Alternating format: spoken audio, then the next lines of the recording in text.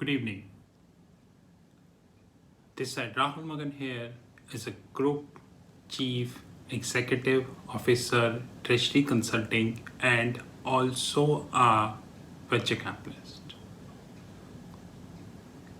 You know what is happening in the financial markets, but the impact of this is now getting visible on non-banking financial corporation sector. You heard me absolutely right. And you must be thinking that why I'm referring to non-banking financial corporation.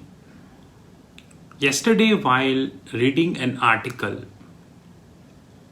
where it was mentioned that around 15 to 16 lakh crores, you heard me right, 15 to 16 lakh crores worth of debt, which is in the books of non-banking financial corporation, which is 65% of the total debt. It means the total debt is beyond 20 trillion INR, which, by the way, is a big number to me, might not be to you. According to that article, 15 to 16 trillion of NBFC debt is subject to rollover as of March 2022. Now, rollover doesn't mean you get rolled over for 5 years. You get rolled over for 10 years because the lender will not make this happen. How?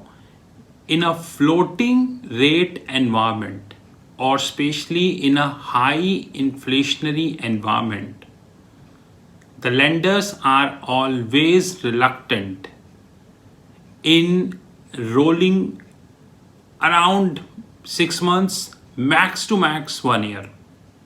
Generally, they want 6 months. And Indian NBFC are at the receiving end, which means they can't bargain the long-term rollover. So if you are thinking that the rollover is done for a long period of time, then you are mistaken. Now, RBI hiked the rate 2 times, which is the first time they hiked by 40 bips and second time they hiked by 50 bips. In totality, 90 bips. The end result, you can clearly see that the market is at lower side. Now, ignore market for a while. When NBFC will roll over the debt, of course, it would be expensive, no doubt.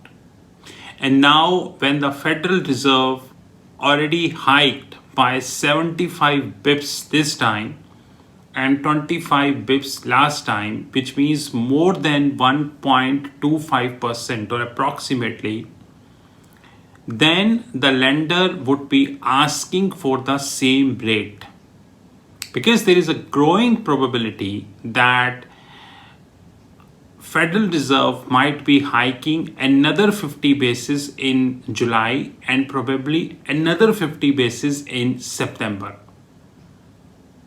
which means at least 1% in these 2 months. Now, if NBFC debt will go dearer, and of course common sense prevails, it would go dearer, no doubt about that.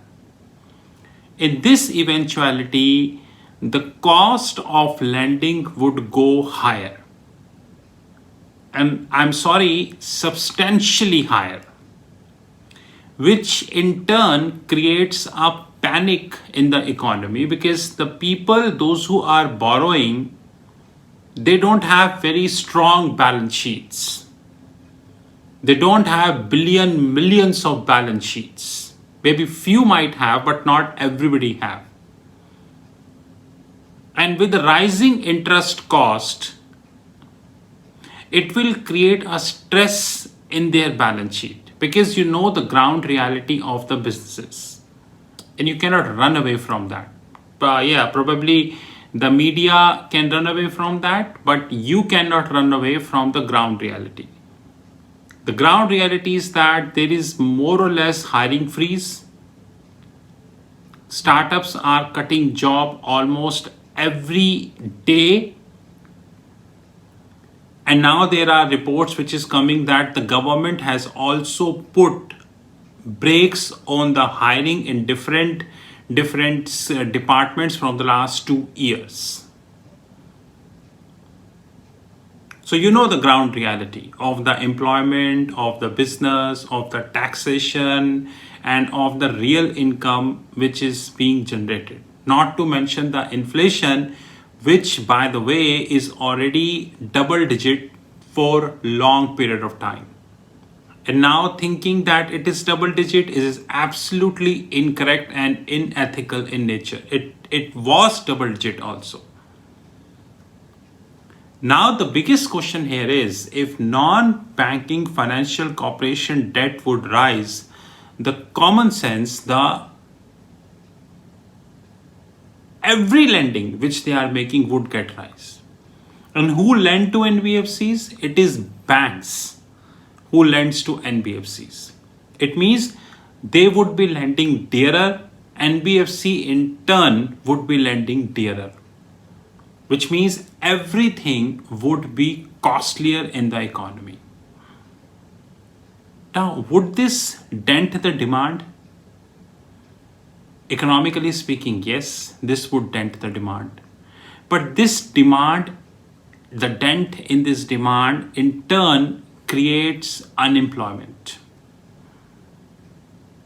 Because if there is a less demand, the industry might not be in a situation to have you in their company.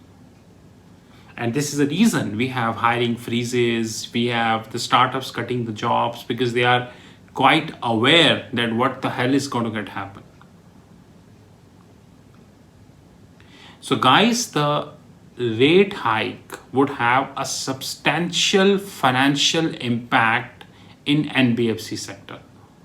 Now, whether this NBFC sector is a listed one or whether this NBFC sector is not listed one, that is completely separate, not to mention.